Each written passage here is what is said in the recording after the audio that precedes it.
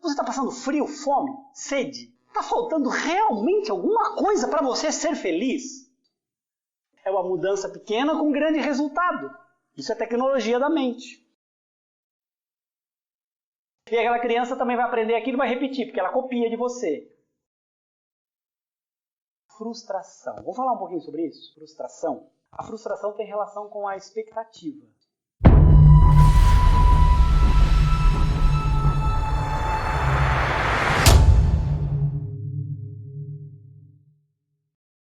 Será que nós sabemos agradecer pelas coisas que nós temos?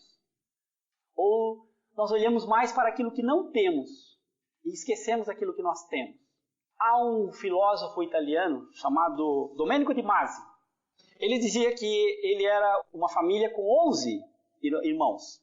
Ele era o último. E muitos de vocês devem saber, antigamente se tomava banho de bacia. Aí os pais lá iam no sábado, tomavam banho, depois o irmão mais velho. Enfim, no final era ele, já tinha todo mundo tomado banho, basicamente. Daí ele assim, gente, olha só o que aconteceu. Eu peguei uma coisa extraordinária, tomava banho de bacia, agora hoje eu entro debaixo do chuveiro, viro a chave do chuveiro e vem uma água quentinha pra cima de mim, gostosa. E ao invés de eu pegar aquele sabão, eu vou lá, pego um sabonete cheirosinho e tomo um banho. Eu agradeço profundamente a oportunidade de eu ter de tomar um banho gostosíssimo todos os dias. E antes era um por semana e era ruim.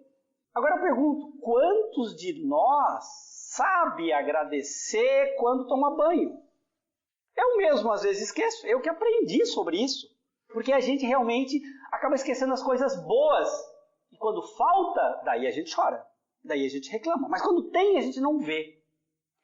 E hoje eu estou vindo aqui para falar para vocês sobre alguns princípios. Todos vocês já viram pela televisão aqueles navios enormes, gigantescos, né? Lá embaixo do navio tem uma coisa lá chamada leme. O leme, quando essa pecinha vira assim, o navio faz a volta para lá. Quando essa pecinha vira assim, o navio faz a volta para o outro lado. Alguém se deu conta do seguinte, nossa, uma pecinha daquele tamanho faz um navio gigantesco fazer a volta. Aí ele começou a trabalhar em cima de alguns exemplos. Tá? E eu vou contar um exemplo numa escala macro e depois vou trazer exemplos numa escala micro, que é a vida de vocês. Tá? Lá nos Estados Unidos tem um grande parque chamado Yellowstone. Esse parque é do tamanho de todo o sul de Santa Catarina. Ele tem cerca de 5.600 quilômetros quadrados. Para vocês terem uma ideia, os nossos municípios aqui ao redor, Braço Norte, Armazém, tem mais ou menos 200 quilômetros quadrados. Esse parque tem 5.600 quilômetros quadrados. Acontece que esse parque estava se desertificando. A vegetação estava sumindo, estava secando tudo. E era um local verde. E aí começaram a estudar e descobriram os alces estavam comendo toda a vegetação. Tinha muito alce. As árvores estavam brotando, o alce lá ia comer a árvore. Não estava nascendo novas árvores, a grama estava sumindo e estava se desertificando. Aí alguém que conhecia o princípio Twin Tab foi lá, estudou a região e trouxe a ideia. Coloquem 2 casais de lobo lá dentro que vai voltar ao normal. Gente, 5.600 quilômetros, olha só. Coloquem um casal de lobo lá dentro que vai voltar ao normal. Um casal de lobo que vai trazer a vegetação de volta. Não dá para entender. Acontece, lobo come alce. E lobo procria. Aí o que aconteceu? Essa pessoa era especialista na área. Ele sabia que colocando os 2 casais de lobo lá dentro, eles gerariam filhotes e os lobos eles são territorialistas. Eles ficariam numa determinada área. À medida que eles iam crescendo, eles iam tomar outras áreas. Nas áreas que tinha lobo, os alces não foram mais. Porque eles tinham medo do lobo, o lobo caçava alce. O que aconteceu? Naquela região, a vegetação começou a crescer, os pássaros começaram a voltar, e são os pássaros que às vezes levam as sementinhas de um lado para o outro. Gente, em 20 anos, isso foi em 96, agora em 2016, fez 20 anos, são 23 anos agora. Em 20 anos, o Yellowstone voltou a ter a vegetação que tinha antes, com um casal de lobo. Porque o cara conhecia o princípio, que é o princípio Twin Tab. Você descobre uma coisinha pequena, e aí você vai lá e faz aquela coisa pequena, e o resultado é grande. O título da exposição de hoje é Pequenas Mudanças, Grandes Resultados. Acontece que nós temos na nossa mente que para ter grande resultado só grande mudança. Só que não é verdade. Está grudado ali. Só que isso não é verdade. Não é verdade. Então agora eu vou ensinar uma coisa muito importante para vocês que vai mudar a vida daqueles que utilizarem. Funciona assim. Quando eu me refiro a mim e quando eu cobro de mim, eu sou sempre compreensivo comigo mesmo. E eu aceito cometer erros, Mas eu tenho dificuldade de aceitar que você cometa erros. Eu tenho dificuldade de aceitar que você cometa erros. Eu tenho dificuldade de aceitar que você cometa erros. Nós somos assim. Eu quero que vocês sejam 10, mas eu permito a mim cometer alguns erros. Isso precisa mudar. Não pode ser mais assim. Sabe por quê? Quando você exige que o outro seja 10, isso não está muito claro na tua cabeça, mas é assim que todo mundo faz. Quando alguém comete um erro, eu vou lá e critico. Mas se alguém fez uma coisa linda e certa, eu não faço nada. Então eu vou começar a ensinar para vocês o princípio nota 7. Imaginem sala de aula. Professor, qual é a média que nós passamos? Vamos ficar com o 7. Um aluno tirou 7, tirou 7,5, tirou 8. Significa, sabe o quê? Que ele errou 3, que ele errou 30%. Quem acertou 70, errou 30. Só que o professor na sala de aula não está preocupado com os erros, está preocupado com o acerto. Dentro da sala de aula, o professor está preocupado com o que o aluno acerta. Não está preocupado com o que o aluno errou. Vocês erraram 30%, tiraram 7, acertaram 70, vocês passaram. E vão embora, e vão seguindo para frente. Mas sabe o que acontece no mundo real? Nós não aceitamos que o outro tire menos de 10, de acordo com o nosso desejo, inclusive. É o nosso gosto. Nós somos assim com as nossas esposas, com os nossos maridos, com os nossos filhos, com os nossos irmãos, com os colegas de trabalho. Nós queremos que o outro acerte sempre. E nós estamos ali de olho. A hora que o outro errar, eu estou cobrando. Só que está certo isso? E se nós fôssemos mais tolerantes? Se nós começássemos a dar nota 7? Eu dou nota 7 para você e eu permito que você cometa alguns erros. E em casa? Com o marido? Com a esposa? Como é que é? Que nota você dá para o seu marido, para sua esposa, seu companheiro, sua companheira? Não pode dar 10, porque ninguém é perfeito. Se dá 10, é ilusão, é fantasia, vai sofrer. Ninguém é 10. Eu não sou. Vai lá perguntar para minha esposa que nota ela vai me dar. Vai me dar uns 8, vai me dar 20% de erro. Ou mais. Todo mundo erra. Esse princípio é muito importante, sabe por quê? Vocês já ouviram falar numa palavrinha chamada tolerância? No geral, nós somos intolerantes. Só que a gente não tem culpa, porque a gente não sabe ser tolerante. Tá, como é que eu faço para ser tolerante? Eu tenho que me calar, só ficar quieto, vejo o erro, não digo nada? É assim? Ser tolerante é isso, será? Princípio nota 7. Se você, daqui para frente, começar a dar nota para as pessoas, você vai começar a compreender que essa pessoa tem direito a cometer alguns erros. Ela não pode, se você deu nota 7, ela não pode tirar nota 4, porque daí realmente alguma coisa tem que ser feita. Mas ela pode tirar, pode cometer alguns erros pequenos. Sabe por quê, gente? Porque vocês também cometem, porque eu cometo, todo mundo comete. Aí quando a gente se torna intolerante, a gente começa a falar mal dos outros. E sabe por que nós falamos mal dos outros? Você sabe por quê? Que nós falamos mal, que nós fofocamos? Sabem por quê? Porque isso nos faz sentir bem, nos faz crescer, o meu ego cresce e o outro fica lá embaixo. E aí, eu não estou percebendo o princípio nota 7. Eu estou querendo que o outro seja 10. Mas eu tenho o direito de errar. Eu posso, o outro não. Princípio nota 7. Daqui para frente, você começa a dar nota para as pessoas. Se ela realmente tem menos que 7, você tem que ajudá-la a subir. E se ela está cometendo alguns erros e você pode ajudá-la, ajude. Sabe qual é o grande problema também nosso? É que nós não sabemos ajudar o outro. Nós ficamos com raiva. Nosso coração se enche de raiva e aí nós não ajudamos o outro. Por quê? Porque a gente não sabe. E aí, você tem culpa de não saber? Não, você não tem culpa. Ninguém tem culpa de não saber. Analfabeto tem culpa de não saber ler e escrever? Não tem. Depois, quando era pequeno, tem o caso do meu sogro, é analfabeto. O pai dele não deixou ele estudar. E aí, depois de certa idade, pode ir, pode não ir, não foi. Aí, eu vou culpá-lo? Não posso. Tem as circunstâncias todas que envolvem o universo dele. E aí? Ninguém tem culpa de não saber, gente, tá? Essa é uma coisa muito importante. Ninguém tem culpa de não saber. Ah, mas deveria saber. Será que você sabe tudo também? Princípio nota 7. Você dá nota 7 para o seu marido, para sua esposa. Dando nota 7, você precisa aceitar que aquela pessoa cometa alguns erros. E sabe o que vai acontecer se você aplicar isso? De fato, muitas brigas não acontecerão. A maioria das brigas e dos desentendimentos acontece porque as pessoas ignoram o princípio nota 7. Um dia, eu estava saindo de casa, briguei com a minha esposa na cozinha. Brigamos, eu e ela. Aí eu saí fulo. Aí depois, num processo de meditação, eu vi tudo aquilo ali de trás para frente. Fui começando olhando de trás para frente, fui. Aí eu vi o seguinte, que a gente brigou por causa de um pacotinho de bolacha. De R$2,50. E aí depois, quando eu cheguei em casa, fui olhar, contei as bolachinhas, tinha R$2 de bolacha lá ainda.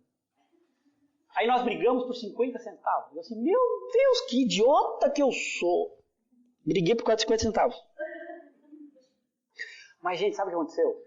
Olha só como nascem as coisas. Aqui nós vamos agora passar outro princípio para vocês. É o da voz. O ser humano é hábil copiador. Eu copio muito bem e vocês copiam muito bem. Olha só, eu estou falando agora um idioma chamado língua portuguesa. Tem um padrão. Porque desde bebezinho nós copiamos os pais. O som que sai da boca dos pais a gente começa a copiar. E aprende a falar. Depois com os amiguinhos, depois na escola. Nós copiamos a fala dos nossos pais. E gente, se vocês perceberem, se nós temos alguns pais que têm algumas dificuldades ainda em relação ao domínio gramatical da língua portuguesa, você vai ver que os filhos copiaram. Dependendo do grau de instrução, eles copiaram. E sabe o que significa isso? Que nós copiamos tudo. O idioma é um exemplo. Nós copiamos os bons hábitos e nós copiamos os maus hábitos. Crianças que nascem em lares de pais que se separaram, a tendência a separar é muito grande, porque vão copiar. E não é culpa de ninguém, tá? Não é culpa de ninguém, é simplesmente de sistemas que tem dentro de nós. Inúmeros comportamentos que a gente vê fora, nós copiamos. A gente copia tudo o que é bom e copiamos também o que é ruim, enquanto a gente não começar a separar. Nós somos hábeis copiadores. Aí o que acontece? Agora vamos entrar numa questão muito importante. Tom de voz. Nós copiamos o tom de voz do outro. Nós temos uma facilidade enorme de reconhecer rostos. Quando a gente convive com alguma pessoa há um certo tempo, daqui a 10 anos a gente vai ver, opa, conheço aquela cara. Gente, nós temos uma habilidade gigantesca para guardar fisionomia, tá? De seres humanos.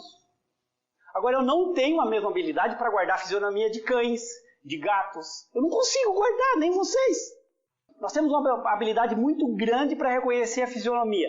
Essa mesma habilidade existe para a gente reconhecer o tom da voz. O reconhecimento do tom da voz é inconsciente.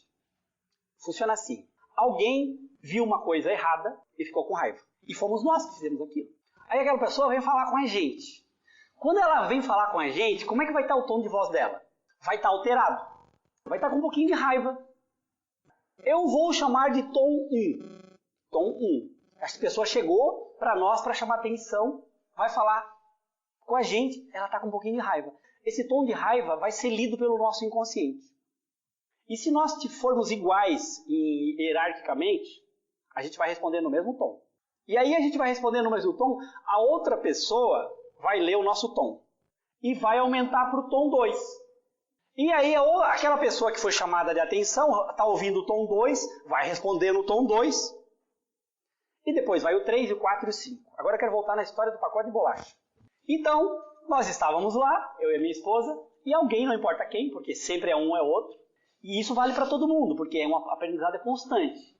Alguém falou no tom 1, e alguém respondeu no tom 1.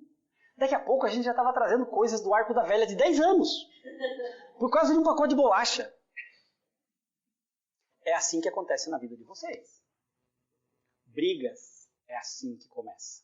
Começa com algo insignificante e cresce. E você alimenta. E o outro alimenta. E cresce. E o outro alimenta. E você alimenta. E depois você diz que você é infeliz. Eu não estou acusando vocês, porque eu também passei por isso. E depois nós ficamos acusando o outro. E o outro também tem culpa. Tem 50%.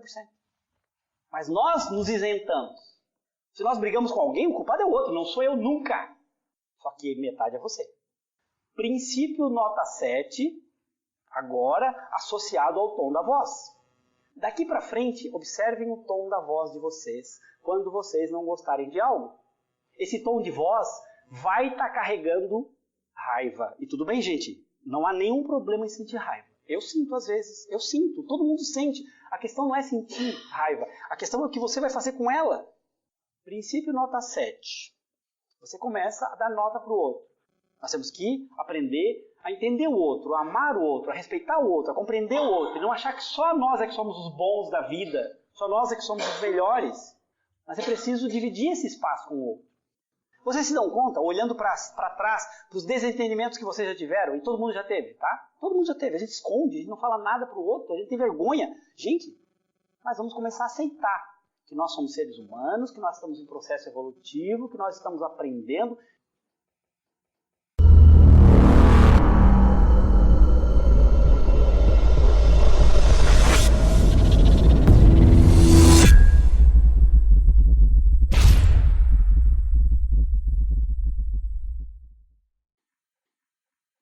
Quando alguém comete algo que para mim está errado, eu digo para mim está errado porque às vezes para outro não está errado, mas se para mim está errado e alguém cometeu um erro, como é que eu faço agora para corrigir? Qual que é o grande problema quando eu quero ajudar alguém a corrigir alguma coisa? É a pessoa aceitar que errou. O maior problema para eu ajudar alguém que errou é fazer com que ela aceite. Veja só, essa pessoa para mim é uma pessoa nota 7 e ela cometeu um erro, mas eu quero ajudar a não cometer mais. Eu poderia tomar a iniciativa de sair falando mal dela, para eu me sentir bem, o meu ego crescer, e depois eu me ferrar, porque ego grande é uma desgraça.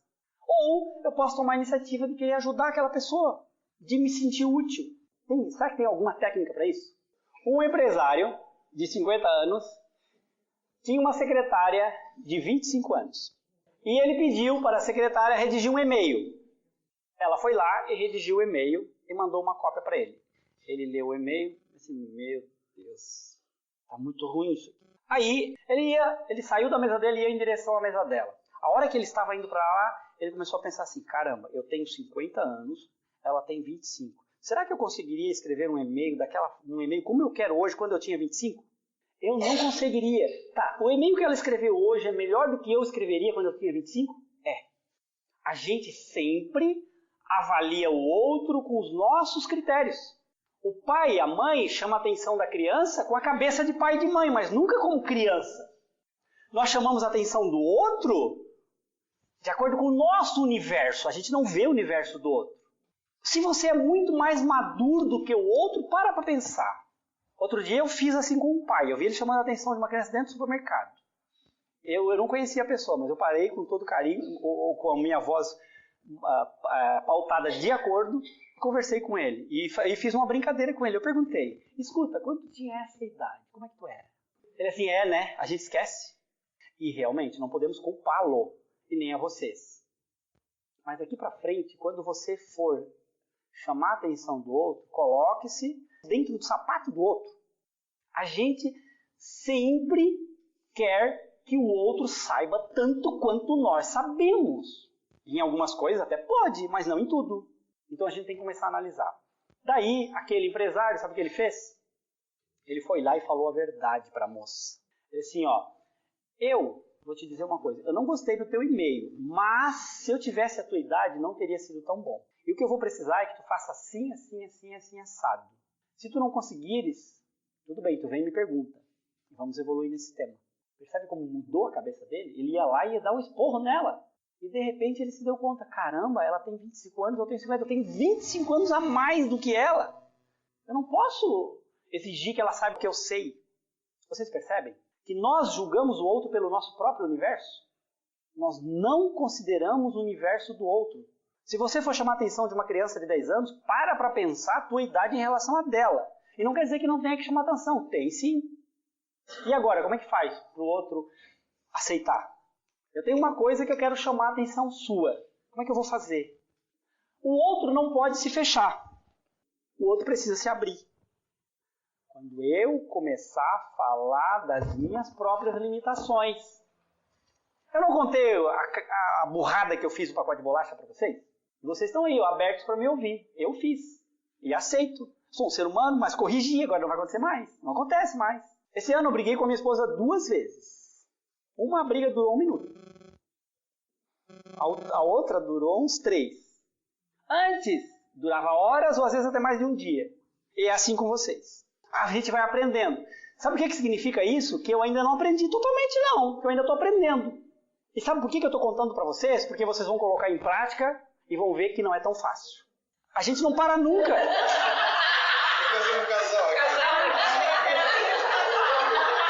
Que bom que os dois estão aqui.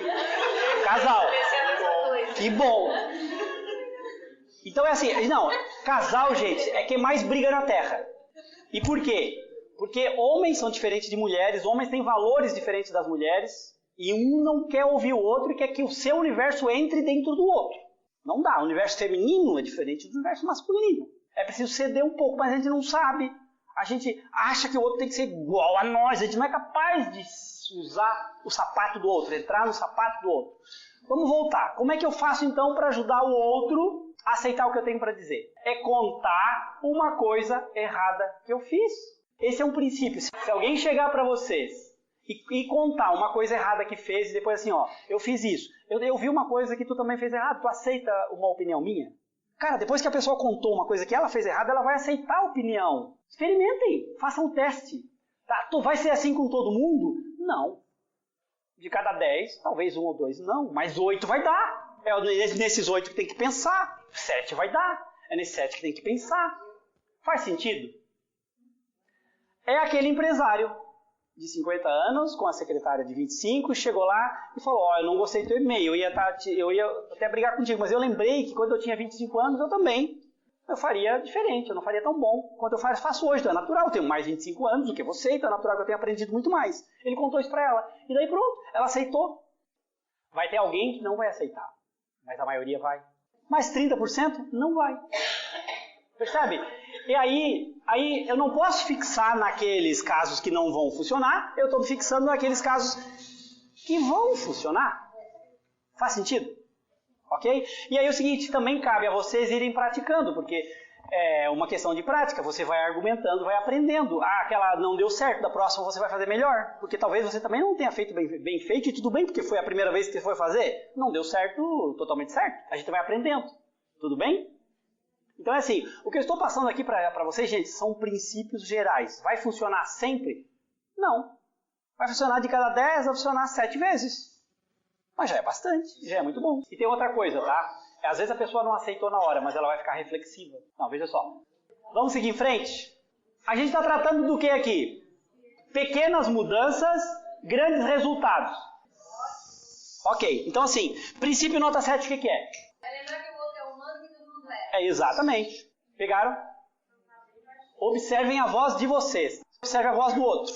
Até já ia falar pra igreja agora. Eu fiquei preocupado com esse tocho que vai revelar isso. Eu não sei se foi o primeiro, não foi, mas o terceiro acho que foi. E quando a gente já tem a voz assim, Não, tu não vai ter a tua voz alterada sempre. Põe um bebê na tua frente e tu não vai ter voz alterada. Pois é, tá vendo? Então a gente não tem a voz alterada. São as circunstâncias. Tá? Vamos lá, gente. Vamos lá. Muito bem. Isso. Apontar um erro meu. Você nunca vai conseguir mudar alguém se você não descer a escada. Para você descer a escada, tem que apontar um erro seu. E você tem. Aí é muito fácil chegar lá e apontar o erro dos outros e não falar nada sobre você. É fácil. Não é verdade? Então, eu tenho que falar sobre eu mesmo. Eu tenho que descer a escada. Eu tenho que ser humilde para poder falar. Porque se o outro ficar embaixo ou ficar em cima, não vai dar certo. Não funciona, tá? Então, pequenas mudanças, grandes resultados. Tá? Gente, grande parte, eu já vou te responder, grande parte da nossa infelicidade, vou repetir, grande parte da nossa infelicidade é causada por quem? nós mesmos. Exatamente. E a gente fica culpando os outros. Ai, não dá nem tempo para eu subir essa escada. Pode ser uma exceção. O que eu estou colocando aqui são regras gerais, que vocês vão aplicar em muita coisa da vida de vocês. Tem exceção? Tem. Mas nós não podemos tratar as exceções e jogar as exceções junto com a regra e acabar a regra, porque tem exceções. O próximo.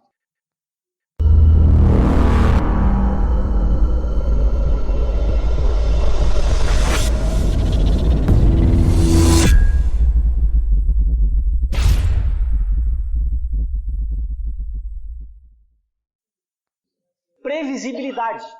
Eu gostei muito de uma coisa aqui hoje. Eu cheguei e já estava tudo relativamente preparado já para começar. É muito comum na nossa cultura atrasos. Outro dia eu fui num evento que era para começar às 7. Gente, o tempo foi passando, era 8h30, não tinha começado ainda. Eu fui lá e conversei com a pessoa. Escuta, eu disse com todo carinho, mas eu disse. Vocês, organizadores, optaram por respeitar quem está atrasado e desrespeitar quem está no horário. Optar por respeitar quem está atrasado? Não. Isso aí, gente, é um mal da nossa cultura. Desrespeitar quem está no horário. Tá? Então, a partir de agora, eu estou falando de evento, mas agora vamos para a vida de vocês. Vocês combinou uma coisa com uma pessoa num horário? Cumpre.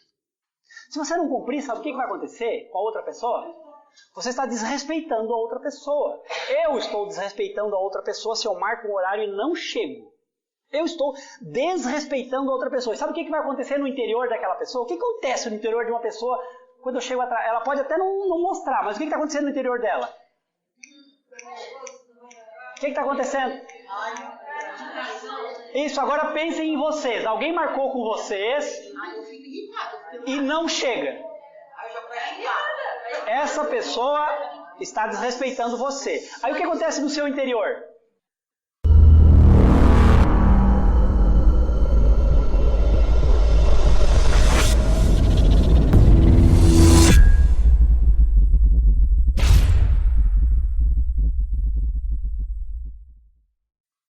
O princípio da previsibilidade, ele diminui brigas, diminui desentendimentos. Se duas pessoas combinam de estar lá no horário e as duas pessoas chegam, se duas pessoas combinam de sair no certo horário e as duas pessoas saem, é mais harmônico. Se houver diferença, a tendência a haver briga, se as duas pessoas forem próximas, é grande. E aí a gente nem sabe por quê. Não quis esperar 15 minutos. Mas se tem que esperar sempre 15 minutos, virou rotina, não pode. Então eu não sou previsível. E o responsável sou eu, não é outra pessoa. Porque tem os filhos. Ok, então vamos contabilizar quanto tempo antes a gente deve começar para fazer. E se também, se for a mulher e o marido não ajuda, tem que negociar.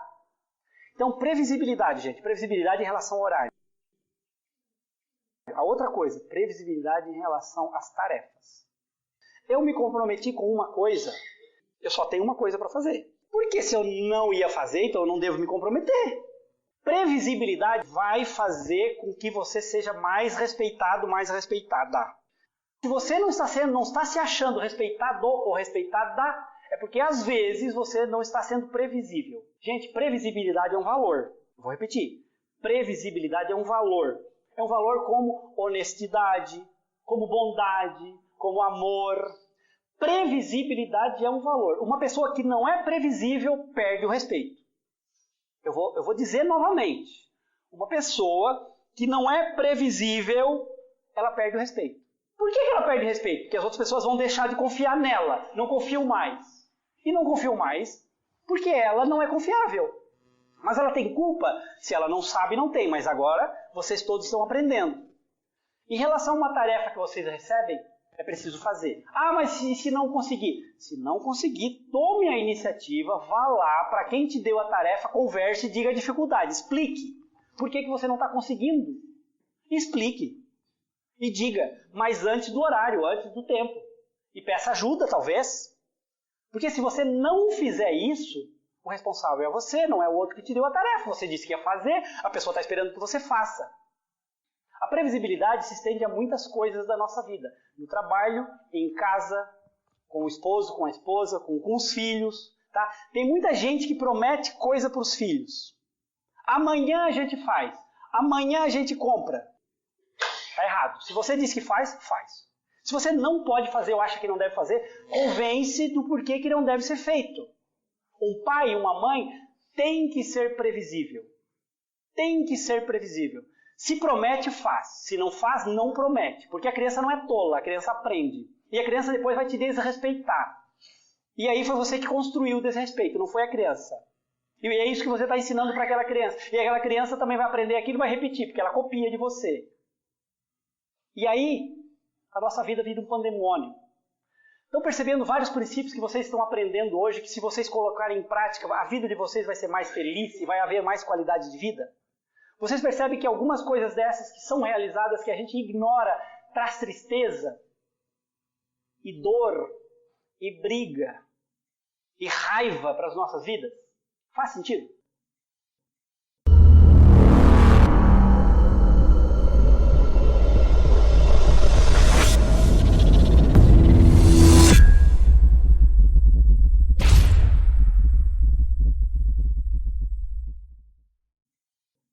Agora, vamos dar início a um outro princípio. Algumas pessoas compram mais do que gostariam de comprar. Vira um vício. A gente tem o hábito, às vezes, de comprar mais do que podemos. Aquele comprar surge da emoção. Eu quero. Tem um princípio simples. Comece a adquirir o hábito de não compre na primeira vez. Não compre na primeira vez. Não compre na primeira vez. E aí faça um teste um dia praticando, porque você tem que internar, porque não pode ser pego de surpresa. Se você for pego de surpresa e não praticar, você vai cair. Tá? Por quê? Tem uma emoção muito forte por trás da compra. Tem uma emoção muito forte por trás da compra. Tem uma emoção muito forte por trás da compra. Exceto que seja uma compra realmente que tá, vou comprar uma pia, vou comprar um prato, vou comprar... Se não for isso, gente... Roupa, tá cheio de emoção por trás da compra de roupa. Sapato, tá cheio de emoção por trás da compra disso. Comece a internar essa técnica. Não compre na primeira vez. Não compre na primeira vez. Não compre na primeira vez. Saia um dia para praticar isso. Tira um dia assim, sábado eu vou praticar. Eu vou lá ver só para ver e vou ficar pensando se eu vou comprar ou não. Não compre na primeira vez. De cada 10 coisas, você vai perder uma que não vai dar para comprar, voltar lá e não ter mais. Mas as outras 9 vai ter. Esse é um princípio importante para você começar a pesar mais as suas compras. Ponha na sua cabeça, não compra na primeira vez. E se você sair para comprar porque tem que comprar um presente de aniversário? É uma exceção. Mas um presente de aniversário, gente, não é da mesma forma. Aí você vai pensar mesmo, porque você não vai ficar com ele. Não tem emoção por trás. É preciso treinar esse princípio, tá, gente? É preciso treinar. Saia de casa um dia e tire para treinar esse princípio. Eu vou treinar, eu vou sair, e hoje eu não vou comprar. E não quer dizer que você não vai comprar nada, tá? Você pode comprar, mas no dia seguinte, no outro, na semana seguinte, volta lá para comprar, porque você vai ter tempo para trazer para a razão, tá? 90% das compras são emocionais. 90% das compras são emocionais. Você tem que trazer a compra para a razão. Traga a compra para a razão. É comida também. Então, assim, é que tem a comida que é arroz, feijão, que tem que comprar, mas tem outras coisas que são... Faz sentido?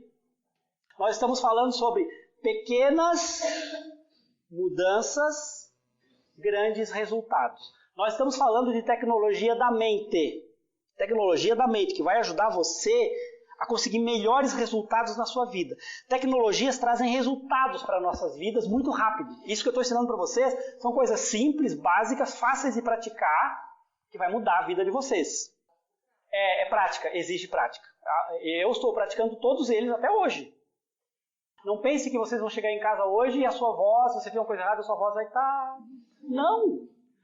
Só que vai acontecer que você vai começar a perceber, vai começar a analisar e vai aprendendo. A cada dia, daqui a um ano, vocês vão estar muito melhores. Uma criança leva 9 meses a gestação. Tudo tem gestação. Esse conhecimento que eu estou passando para vocês tem gestação. Uma outra coisa importante, que justamente tem relação com essa questão da gestação, tá? Às vezes a gente coloca uma meta pra gente. Outro dia eu estava ajudando uma pessoa e ela estava querendo... Eu vou transformar um número, tá? Ela estava querendo atingir um certo resultado mensal.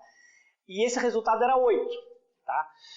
8, ela assim, meu Deus, 8, eu acho que eu não vou conseguir. 8 por mês, tu acha que não vai conseguir. E se fosse 2 por semana? Pois é, 2 por semana fica mais fácil. E se fosse 1 a cada 2 dias e meio? Mas aí é tranquilo. Aí tem um princípio psicológico. Os números grandes assustam. Isso é válido para todo mundo. A gente tem que dividir as nossas metas em partes. Escuta, por que tu não faz o curso tal? Eu não vou conseguir. Nossa, são tantos anos. Eu não vou conseguir. Estava vendo aqueles 4 anos, aqueles 5 anos pela frente. Agora, alguém que está vendo apenas o início, divide aquilo em pequenas partes, fica muito mais fácil. Se você tem uma meta a conquistar, que ela parece muito grande, divida essa meta em partes. Parece simples. Muitos de vocês talvez já tenham até pensado nisso e muitos conseguem fazer isso. Mas uma grande quantidade de pessoas não consegue. Sabe por quê? Muita gente tem dificuldade de pensar a longo prazo. A capacidade de pensar a longo prazo, nem todo mundo tem. Tem gente que não consegue pensar daqui a 5 anos, e não é muito. Se nós formos ver entre vocês, alguns não conseguem. Porque a nossa sociedade não educa a gente a pensar a médio prazo e longo prazo. A sociedade japonesa, chinesa, oriental, educa. Isso. Esse é outro princípio, que eu vou aproveitar e colocar então. Bem colocado. Gente, esse princípio tem relação com nosso tempo. Tá, deixa eu entender bem, porque a gente vai ter um tempo de perguntas e respostas, mas o pessoal já está interagindo, então podemos. Está rolando, né? Isso, ok. Então tá, muito bem. Se alguém quiser perguntar, como a gente está fazendo?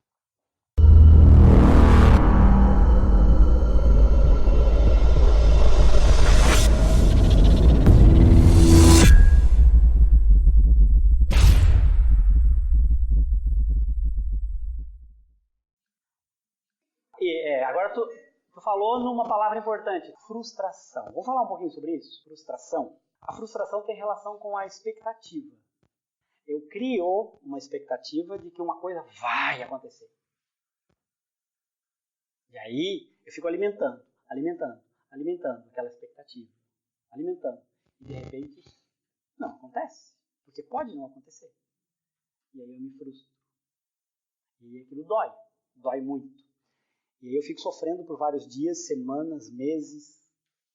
Você faz, deve fazer, põe a sua energia para fazer e solta para o universo. Não fica alimentando expectativa, porque a expectativa, nem tudo dá certo. Mas se você não tentar, daí nada vai dar certo. Então você tem que tentar. É assim que você tem que fazer. E você não precisa ficar com aquela... vai dar certo, vai ter que dar certo. Não, vai dar. Para que essa fissura? Não precisa. Não deve. Para quê? Se der, deu. Se não der, tudo bem. Você fez o seu melhor, você fez força. A gente, às vezes, tem medo de começar a fazer uma coisa nova. Quem aqui não tem medo de começar a fazer uma coisa nova? Todo mundo tem, não tem? E por que a gente tem medo? Para não se frustrar. Se errar, se não der certo. Aí, a gente muitas vezes não faz porque tem medo de se frustrar. Porque já se frustrou muitas vezes. Né? E como é que sai dessa? Fazer um teste. Isso! É o seguinte, gente. Como é que vocês acham que a ciência evolui? Isso! Teste. Assim é que a ciência evolui. Gente, e dá tanto erro, tanto problema. E é por isso que tem que fazer teste. Vocês já acompanharam o desenvolvimento de um novo medicamento? Quanto teste que é feito? Gente, é muito teste. Então, a gente aplica isso nas nossas vidas. Aí, se você começa a fazer uma coisa nova, você começa a dizer para as pessoas, eu estou fazendo um teste. Alguém, tu está fazendo uma coisa... eu estou fazendo um teste. E pode dar certo, pode não dar. Aí, se não der certo, eu estava fazendo um teste, não deu. Acabou a frustração. Não tem mais frustração. É uma mudança pequena no nosso modus operandi, na nossa forma de ser. É uma mudança pequena com grande resultado. Isso é tecnologia da mente. Agora, uma coisa importante que tem relação com as nossas organizações pessoais, organizações no trabalho, chama-se princípio de Pareto. Ele diz o seguinte, que de cada 10 camisas que você tem, 2 você usa muito mais vezes do que outras 8. De cada 10 calçados que você tem, você usa 2 deles muito mais vezes do que os outros 8.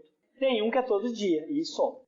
Princípio de Pareto, comece a aplicar o princípio de Pareto às coisas que vocês vão comprar. Porque grande parte das coisas que nós compramos, a gente usa poucas vezes. Às vezes algumas coisas é para usar poucas vezes mesmo, e tudo bem, uma roupa de casamento, você não vai sair todo dia na rua com uma roupa de casamento. Então tem exceções, eu estou falando das regras, tá gente? As exceções existem para tudo. Agora eu peço para que vocês apliquem isso ao guarda-roupa de vocês, verifiquem coisas que vocês não usam há mais de um ano, colham, procurem doar para alguém que está precisando.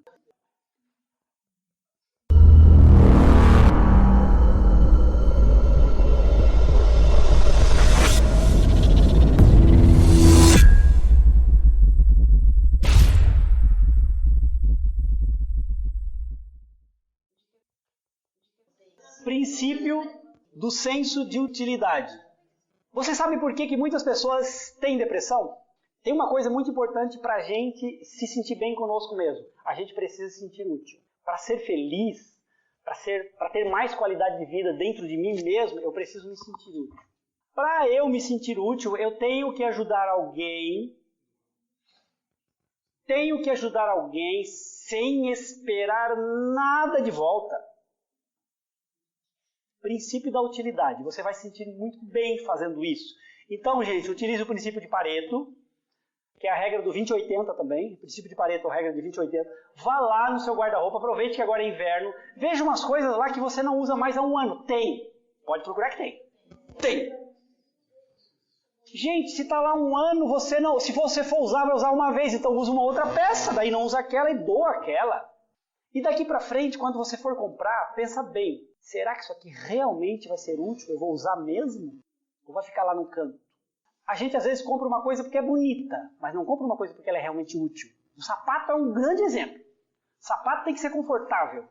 E aí você usa muito aquele que é confortável e usa pouco aquele que é bonito, e gastou 3 vezes naquele que é bonito.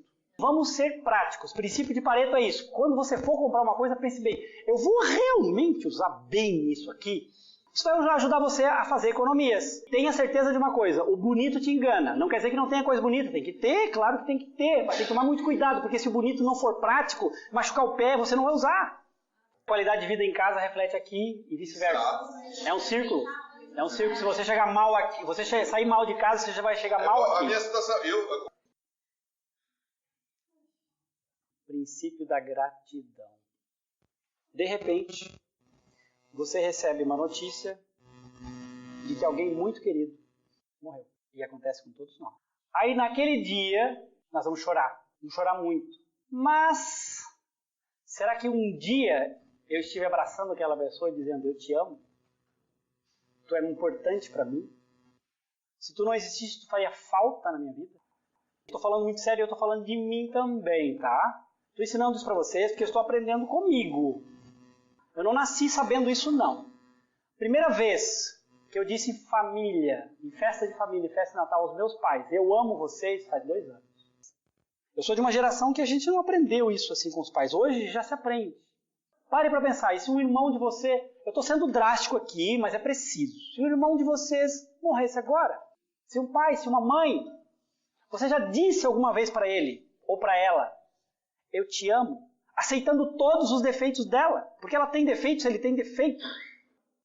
Na hora que morre, que está lá no caixão, a gente não dá bola para os defeitos. A gente só vê, meu Deus, vai fazer falta. Está aí hoje, que está ali. Eu comecei a dizer também para minha esposa não faz muito tempo. A gente lá no início começa a namorar, romance e tal, tudo meio maravilha. Depois a gente casa, entra numa rotina, daqui a pouco os outros não existem mais. E eu também estou aprendendo já há algum tempo a dizer, eu te amo. A gente não diz, mas você morre, vai chorar, vai gritar, vai berrar. Agora está ali, está vivo, existindo. E a gente não dá valor. Aí, gente, a gente fica reclamando que a gente não é feliz. Tá? A gente não é feliz porque a gente não agradece as coisas que tem. Para pensar, tu está passando fome? Não. Tu está passando frio? Não. Tu está passando alguma necessidade? A hora que tu vai dormir, está faltando roupa para te cobrir? Não. Cara, para pensar. Efetivamente não te falta nada. Mas sabe de uma coisa? Tu reclama o tempo todo. Eu estou falando isso de vocês porque eu também era assim. Eu ainda estou aprendendo a ser cada vez mais, sentir mais gratidão pelas coisas da vida. Às vezes a gente acorda de manhã, mais um dia para viver feliz com as pessoas ao nosso redor. A gente aprende a viver feliz ou infeliz, tá? Se nós somos infelizes, com o que vocês aprenderam aqui hoje, vocês perceberam que grande parte da infelicidade quem produz somos nós produzimos, mas nós adoramos culpar o outro. Nós amamos jogar a culpa em cima do outro. O outro é culpado, eu sou inocente. Mas não é assim, não. 50% do problema é meu. 50% é do outro, mas 50% é meu. Mas eu nunca vejo que eu sou culpado. E se eu sou culpado, eu adquiro sobre mim um sentimento de culpa. E aí é ruim também. E aí o que eu faço agora? Mas eu vou me culpar? Não. Eu também tenho direito a errar. Eu também posso errar. Só que eu tenho que reconhecer quando eu erro, aceitar que eu tenho o direito de errar e também não ficar culpando o outro. E agradecer. Porque é sobre isso que nós estamos falando. De manhã, amanhã de manhã, quando começar o dia, o que vai estar na cabeça de vocês? É o que vocês escolherem. Será que vocês vão escolher agradecer? Vocês podem até não se dar conta, mas vocês vivem numa das melhores partes da Terra. Aqui, o nosso clima é muito agradável.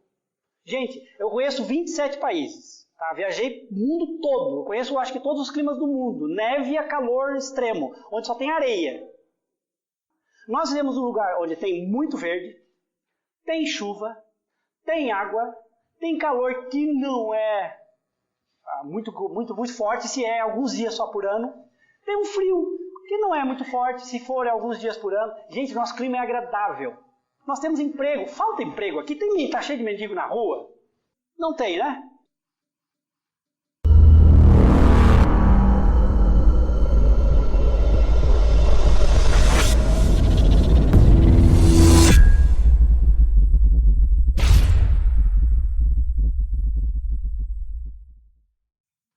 Nós, às vezes, entramos em um pântano emocional muito grande, que nós criamos. Um inferno na nossa vida que nós criamos porque a gente não sabe agradecer. Está faltando realmente alguma coisa para você ser feliz? Efetivamente? Você está passando frio, fome, sede? Vocês já foram na África? Tem ideia de algumas regiões como é que é lá? Pobreza. Lugares alguns que são secos. Tem que ir longe buscar água em água suja. Aquilo sim é falta. Mas nós, cara, olha só o lugar onde nós moramos. Tem trabalho, tem roupa, tem comida. A gente não tem guerra. Não tem ninguém se matar. Aqui pelo menos não é nem o Rio de Janeiro. É tranquilo, você anda pela rua de madrugada. Gente, para pensar. Falta alguma coisa? Não, né? Mas eu pergunto, será que nós sabemos agradecer pelo que nós temos? A gente volta a nossa mente para Deus. Deus, eu te agradeço por tudo que eu tenho. Será que eu faço isso? Deixa acontecer uma pequena coisa ruim. Sabe o que vai acontecer? E somos peritos, saímos reclamando para 10 pessoas. Agora, se for uma coisa boa, ninguém escuta. E, gente, esse é um princípio universal, não é culpa de vocês, tá? Vocês estão aprendendo isso. Todo ser humano é assim. Eu tendo a ser assim se eu não aprendo isso. É um princípio universal de a gente dar mais valor às coisas ruins que às coisas boas. A gente esquece. Isso é muito válido, sobretudo dentro do trabalho. Às vezes a gente vê alguém que está fazendo uma coisa errada, ao invés de a gente ajudar, a gente vai reclamar daquela pessoa ao invés de ajudar. Né? Não, porque a minha parte é isso, a parte do fulano é aquilo. Contribuição que você está dando para o mundo. E não é culpa de vocês, tá? Vocês estão aprendendo. Se eu estou falando isso para vocês, é porque eu aprendi comigo mesmo, que eu também era assim e estou me transformando. Aí não pense que eu cheguei a 100% de tudo isso que eu estou falando para vocês. Não, é uma luta contínua. É uma gestação que não termina nunca. Minha esposa que eu diga, ela conhece as minhas falhas de perto.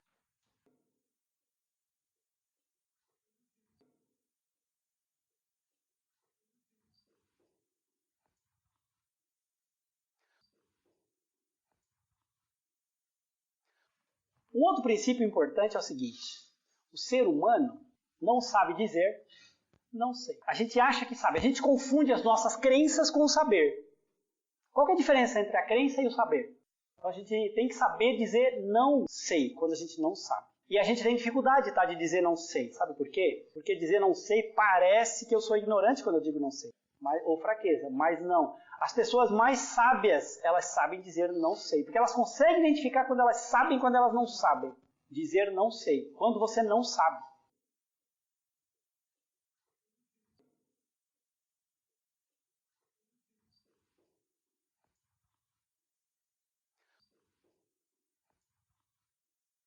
Agora um princípio para você chegar lá. Eu vou dar um exemplo. E aí você vai ter que generalizar e colocar esse exemplo para a sua vida. Eu não posso contar aqui 20 exemplos, 100 exemplos.